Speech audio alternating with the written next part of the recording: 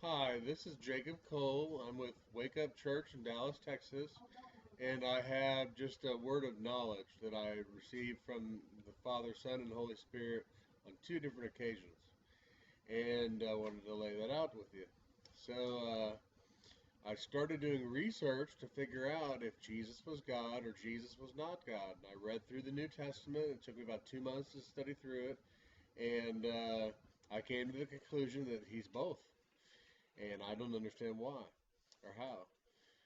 And it was a Sunday morning at like 4 a.m. And I said, "Okay, Father, do you have anything for me?" And he said, "I see you."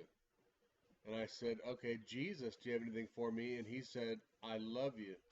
And I said, "Holy Spirit, do you have anything for me?" And he says, "I need you." Now, he didn't say these things audibly. Whenever you receive something in your brain and you didn't come up with it, more often than not, it's God. And you can test to see if it's God or the Holy Spirit or Jesus by asking the simple question. It's 1 John 4, 1 through 3. Did Jesus Christ come in the flesh? John 1:14 says that Jesus Christ came in the flesh.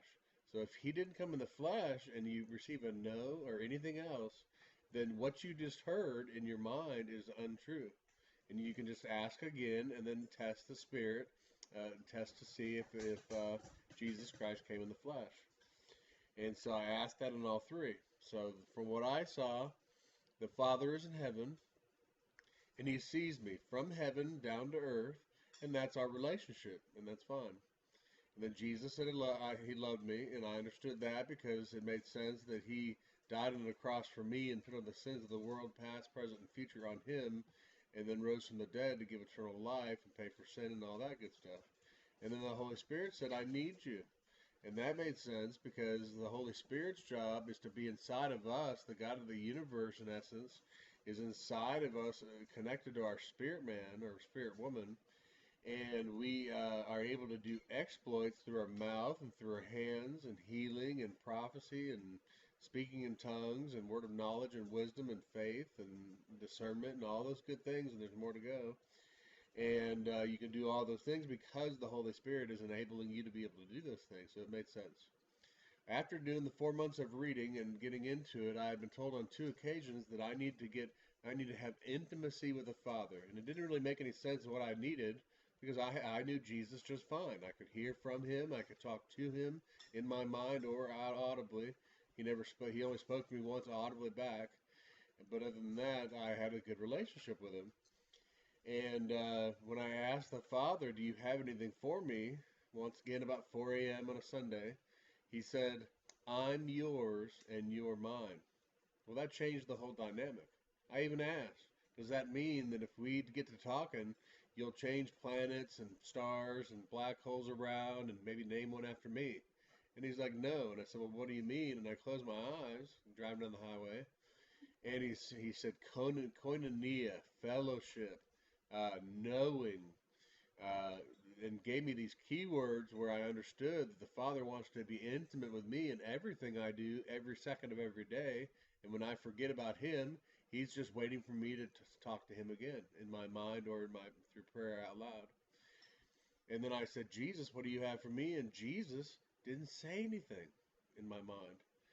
And that was weird. And then I said, "Holy Spirit, what do you have for me?" And he said, "I need you." And then I said, "Jesus, do you have anything for me?" And he says, "I love you." And I actually asked the Father and then Jesus, I said, "Why did you all go through that exchange?" And he said, "I don't want you to understand. Jesus only does what I ask him to do, and he only says what I ask him to say. And when you asked him if he had anything, he had something to say. But as the Father, I asked Jesus not to speak. And he did not speak until I asked him the second time. That's the authority that the Father has over the Son and the relationship that they have. They're the bosom of the Jesus is in the bosom of the Father, which means the best relationship in all of the universe is between the Father and the Son. So I figured that might clear out some gray space and get you to a point where you maybe begin to think, "Gee, I can just think to God," and you don't even have to call him God. Just in your mind, think to him, and then wait for a couple seconds, and he will either speak back, and you can test it by saying, "Did Jesus Christ come in the flesh?"